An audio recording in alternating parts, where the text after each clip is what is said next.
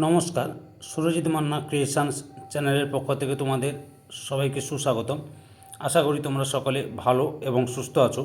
আমি তোমাদের জন্য এই ভিডিওটিতে তুলে ধরছি 2026 সালের ক্লাস 5 তথা পঞ্চম শ্রেণীর ছাত্রছাত্রীদের জন্য রায় ও মার্টিন প্রশ্ন বিচিত্রা থেকে সেকেন্ড ইউনিট টেস্ট তথা দ্বিতীয় পর্যায়ক্রমিক মূল্যায়নের জন্য আমাদের পরিবেশ বিষয়ের 5 নম্বর মডেল স্কুলের প্রশ্নপত্রের সেটটি সম্পূর্ণ সমাধান করছি। তার আগে তোমাদের কাছে অনুরোধ, তোমরা ভিডিওটি না টেনে পুরোটা দেখো। ভিডিওটি কেমন লাগলো কমেন্ট করে জানিও। ভিডিওটিতে লাইক দাও এবং শেয়ার করো এবং চ্যানেলে নতুন হলে চ্যানেলটিকে সাবস্ক্রাইব করে চ্যানেলের সঙ্গে যুক্ত হয়ে যাও। আলোচনা শুরু করছি 210 নম্বর পেজের 5 নম্বর মডেল স্কুল কি বেগম রোকেয়া স্মৃতি বালিকা বিদ্যালয়। এই স্কুলের প্রশ্নপত্রের সেটটি সম্পূর্ণ সমাধান করছি, তোমরা পুরো ভিডিওটি লক্ষ্য করো। একের দাগে শূন্যস্থান পূরণ করো।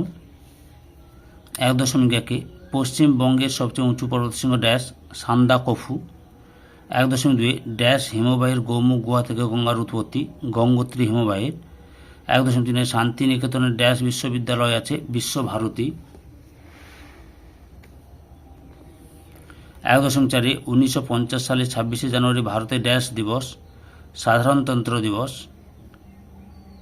1.5 গঙ্গা নদী ড্যাশ সাগরে পড়েছে মিশেছে বঙ্গোপসাগরে মিশেছে।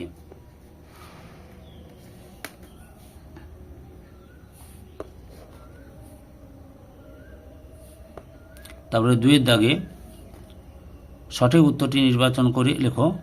2.1 বঙ্গভঙ্গ কত সালে হয়েছিল? অপশান গয়ে 1905 খ্রিস্টাব্দে। 2.2 মানুষের দুটি সম্পদ হলো? অপশান ক্ষয় স্বাস্থ্য ও বুদ্ধি।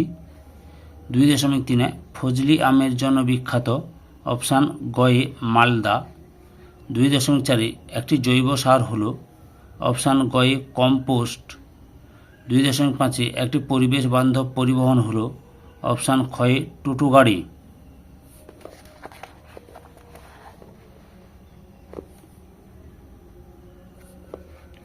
এরপরে কি রয়েছে লক্ষ্য করো। ছক পূরণ করো। শহরের বৈশিষ্ট্য মদনমোহন মন্দির, জেলার নাম কোচবিহার, সেই জেলার সদর শহরের নাম কোচবিহার। 3.2 চিংড়িখালি দুর্গের ভগ্নাবশেষ, জেলার নাম হচ্ছে দক্ষিণ 24 পরগনা আর এই সদর শহরের নাম আলিপুর। কুলিক পাখিরালয় যেখানে অবস্থিত সেই জেলাটির নাম হচ্ছে উত্তর দিনাজপুর, তার সদর শহরের নাম রায়গঞ্জ। আবহাওয়া অফিস এখানে জেলার নাম হচ্ছে দক্ষিণ 24 পরগনা, সদর শহরের নাম আলিপুর। 3.5 শান্তিনিকেতন, তার জেলার নাম বীরভূম এবং সদর শহরের নাম সিউড়ি। চারিদিকে বাম দিকের সঙ্গে ডান দিক মেলাও। বিদ্যাধরী নদীর তীরে চন্দ্রকেতু রাজার দুর্গ, আত্রেয় নদীর তীরে বালুর ঘাট, দ্বারকেশ্বর নদীর তীরে আরামবাগ, তোরসা নদীর তীরে কোচবিহার, মহানন্দা নদীর তীরে ইংলিশ বাজার। 5 দাগে নিচের প্রশ্নগুলি উত্তর দাও। 5.1 বাঁশের কেল্লা কে বানিয়েছিলেন? তিতুমির। 5.2 চাষের কাজ কাদের বুদ্ধিতে শুরু হয়েছিল? মেয়েদের। 5.3 স্বাধীন ভারতের প্রথম প্রধানমন্ত্রীর নাম কি? জওহরলাল নেহরু।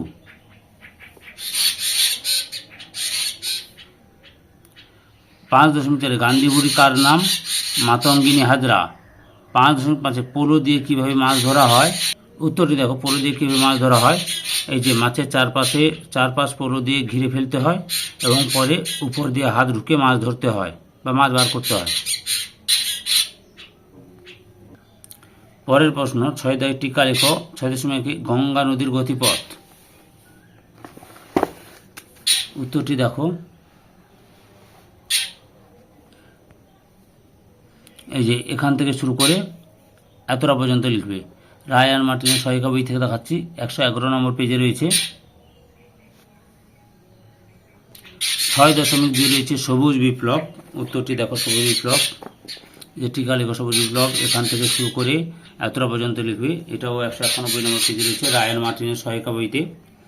ধৈর্য সহকারে সম্পূর্ণ ভিডিওটি দেখার জন্য তোমাদের সবাইকে অসংখ্য ধন্যবাদ। আজকে এই পর্যন্ত, পরবর্তী ভিডিওতে আবার দেখাবে। Tata, bye bye.